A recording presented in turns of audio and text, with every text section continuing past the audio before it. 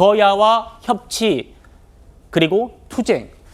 한동훈 대표는요, 오늘 앞으로 집권여당 대표로서 앞으로 어떻게 거대 야당과의 관계 설정을 이렇게 이뤄갈 건지 밝혔습니다. 만나보시죠.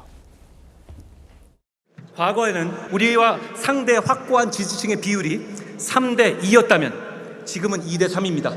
이것 당장 바꿀 수 없는 현실입니다. 그렇기 때문에 우리는 외연을 확장해야 하고 그래야 이길 수 있고 상대는 현상을 유지해도 이길 수 있습니다. 상대가 상식적인 국민들이라면 혀를 찰 일이지만 이런 1인 지배 체제를 밀어붙이는 이유도 저런 인구 구조와 지지층 구도를 민주당이 뒷배처럼 믿고 있기 때문입니다. 지난 대선 당시에 우리 국민의힘을 선택해 주셨던 분들은 단일한 생각을 가진 하나의 균질한 지지층이 아니었습니다.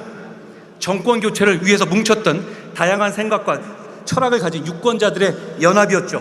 저는 이 유권자 연합을 단시일에 복원하겠습니다. 우리는 민주주의를 위협하는 세력에 대해서는 단호하게 대항해서 이기는 정치를 하겠습니다. 몸을 살린다는 소리, 웰빙 정당이라는 소리 다시는 나오지 않게 하겠습니다. 우리 국민의힘은 지지자들과 당원들이 웰빙하는 정치 하겠습니다.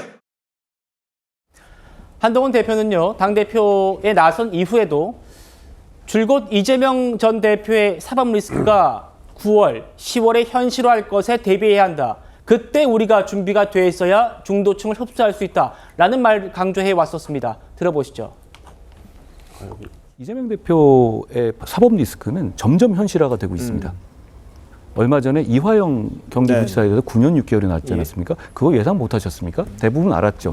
그렇지만 막상 현실화되면 현타가 옵니다. 9월, 8월 정도가 되면 위증교사 사건이 1심 선고됩니다.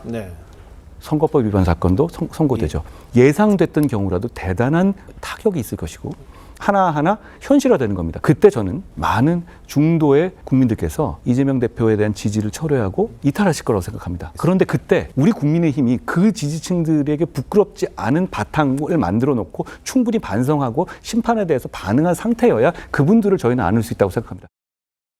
구자령 변호사님, 한때 이제 이재명 저격수라는 또 별명으로 한동훈 비대위에도 같이 몸담았었지 않습니까? 한동훈 대표가 전당대회 내내 이재명과 가장 잘 싸울 사람은 나다라는 얘기를 했었어요. 앞으로 뭐 이재명 전 대표도 지금 전당대회 치르고 있습니다만 당대표 될 거고요. 그렇게 유력하고요. 이재명 대 한동훈, 한동훈 대 이재명의 그런 구도 좀 어떻게 좀 전망하십니까? 지금 웰빙 정당에 대한 비판이 당 내에서 굉장히 많아요. 일단 그거부터 쇄신을 하겠다고 일성을 던지셨는데 그건 반드시 아마 해낼 것으로 생각을 합니다.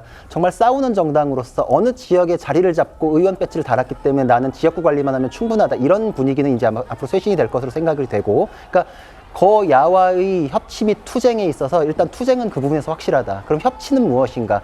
저는 패스트트랙 풀어나가는 것도 협치로서 인정받을 수 있다고 생각하는데 그게 지금 법원에 걸려 있는데 법원도 굉장히 난감하거든요. 이럴 때는 여야가 합의를 통해서 서로 처벌 불원을 해주면 재판부에서도 선고유예 정도로 해결할 수 있는 길이 열려요. 그러니까 그것을 풀어내면 아까 당내 갈등도 해결하고 그렇군요. 협치의 측면에서도 보여주는 것이 있을 것이다. 이렇게 생각이 되고 그리고 제가 한동훈 위원장님하고 저거에 관련된 얘기를 한 적이 있었는데 일단 느꼈던 거는 우리 지지층, 당원에 대한 굉장한 신뢰감을 갖고 계세요. 당원에 대한 굉장한 존중. 그래서 우리는 누구처럼 선동하는 말로 표를 얻을 수 없다. 우리 지지층은 굉장히 똑똑하시기 때문에 이게 왜 이렇고 이래서 이렇게 할 것입니다까지 설명을 준비해야 한다. 근데 이제 그것이 이 당원들의 선택을 받음으로써 한번 그 생각이 옳다는 게 입증이 된 것으로 보이고 두 번째로는 사법 시스템에 대한 굉장한 신뢰를 말씀하셨거든요.